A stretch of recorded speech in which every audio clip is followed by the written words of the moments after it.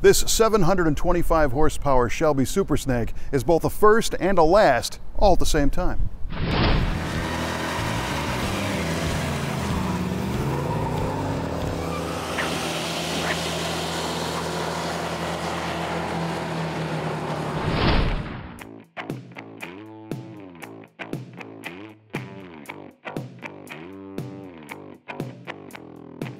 Let's zing back to 2007 for a minute. Shelby had been back in the Mustang world for a while, and the '07 GT500 made tracks with a supercharged 5.4 V8 rated at 500 horsepower, built on a Ford assembly line and sold at Ford dealers. But Las Vegas-based Shelby American was busy working up an improved version of the GT500, and that's the car we see here today. When it comes to certain cars, what it is can be just as important as when it was built or even who owned it.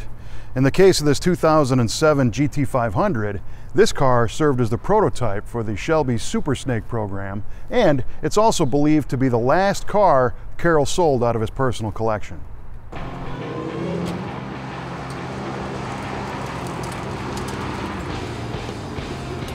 Shelby cars have various levels of significance to collectors and enthusiasts. Many like them for the performance they offer, but if there is some personal connection to Carroll Shelby or other famous racers, well, the collector value heats up. And like any hot car, the fewer the better in the eyes of a collector.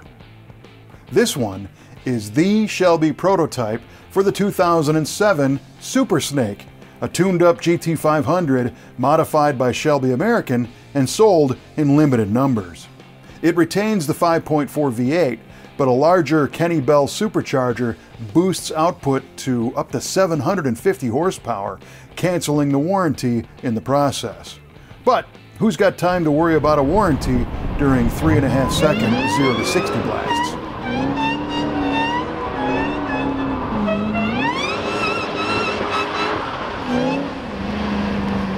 Now, we normally don't like whiners, but this supercharger's song is music to our ears, especially when Borla plays the bass out back.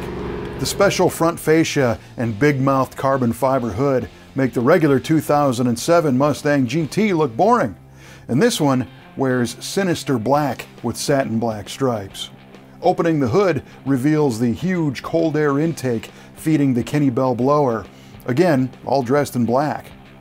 The top of the hood is vented, a familiar Shelby styling element, and hood pins keep the lid on the pot, and a special Super Snake Cobra hides in the grille, just waiting to strike.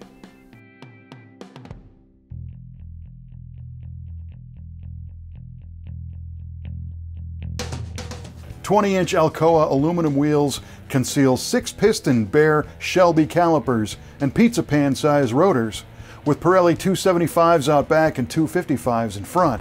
And some interesting trivia, the original Super Snake GT500 was a Goodyear tire test car, and it also rode on rubber that was far too narrow for the power that it made. Quarter windows are blocked, just like the good old days. The rear view is clean and familiar, with dual exhausts poking from below the bumper cover, and the Shelby letters spaced out across the striped rear deck. The fuel door is badged as well, and a bolt-on rear spoiler flips the dirty air off the back of the car.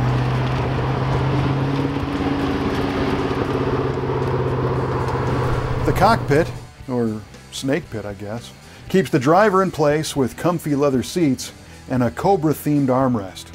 A trio of Shelby signature gauges monitors boost, fuel, and oil pressure, and is reminiscent of those installed on GT350s going all the way back to day one. And below that is the Shelby serial number, in this case ending in 0001P.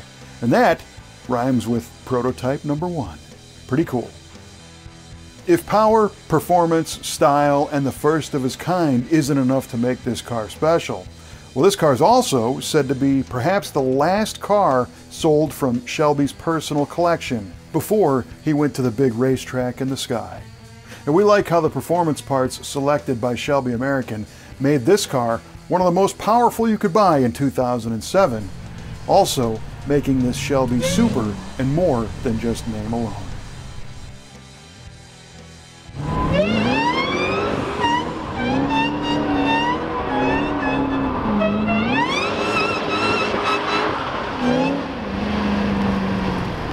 The Super Snake name dates back to a GT40 427 powered 67 GT500, which is kind of a mouthful. And then of course, Carroll had a twin turbocharged Shelby Cobra that he also called the Super Snake, kind of a personal project. So where does this car stack up against those two legends? Be interesting to see your feedback. And while you're commenting, make sure you subscribe so you don't miss the next episode of Muscle Car of the Week from the Brothers Collection.